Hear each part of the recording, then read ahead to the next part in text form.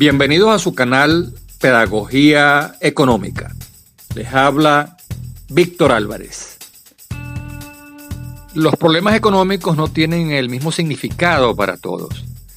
Para los hogares el problema más importante es la hiperinflación.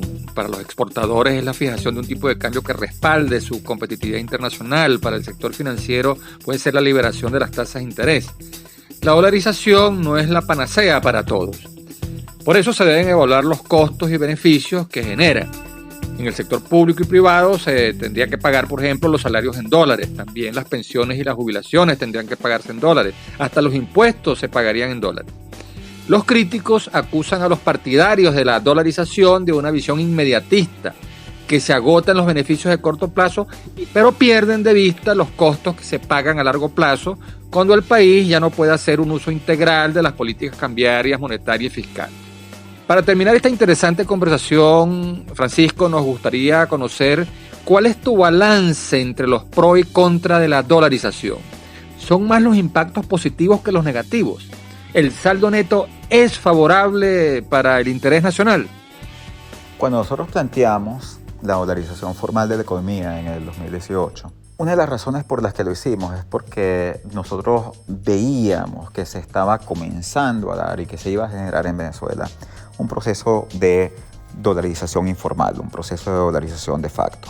Ese es un proceso muy desigual, como ha ocurrido en Venezuela. En la propuesta de dolarización formal, todos los venezolanos habrían tenido la capacidad de migrar hacia un salario en dólares, de tener sus contratos laborales, de tener sus depósitos bancarios en dólares.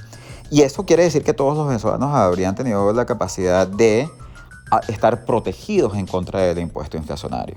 Lo que ha ocurrido durante la dolarización de facto que ha llevado adelante Maduro es que solo un grupo de venezolanos ha terminado estando protegido del impuesto inflacionario. Hay aproximadamente entre un tercio y un 40% de los venezolanos, de acuerdo con los estudios que se han hecho de este tema, que tiene acceso a una fuente de ingresos a que está o en dólares o indexado al dólar, incluidos los ingresos por remesas.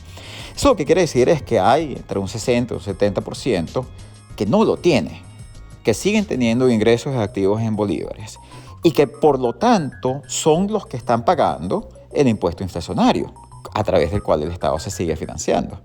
Entonces, lo que ocurre durante este proceso de dolarización de facto es que el impuesto inflacionario se ha hecho muchísimo más regresivo y en este momento lo están pagando los venezolanos más pobres, los venezolanos más desprotegidos. Esto ha potenciado la desigualdad venezolana y generado un país donde en realidad hay dos países. Hay un país que experimenta ciertas condiciones de prosperidad y es una parte importante, si bien minoritaria, de los venezolanos. Y hay otro país que vive en condiciones de miseria extrema.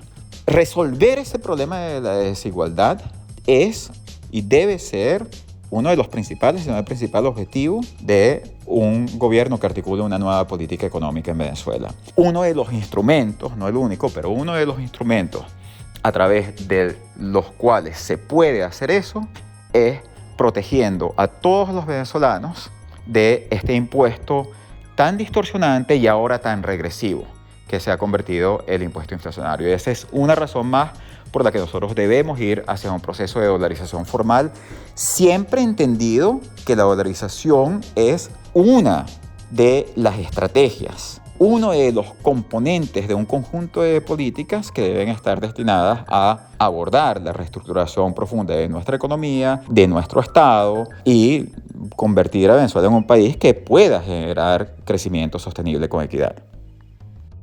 Lamentablemente se nos agotó el tiempo. Hasta aquí nuestra conversación con Francisco Rodríguez, economista de la Universidad Católica Andrés Bello, con maestría y doctorado en la Universidad de Harvard, fundador y actual director de Petróleos por Venezuela, a quien agradecemos muchísimo su contribución para ayudarnos a explicar y comprender las causas, consecuencias y otras implicaciones de la dolarización en Venezuela. Nos vemos en la próxima entrevista. Hasta entonces.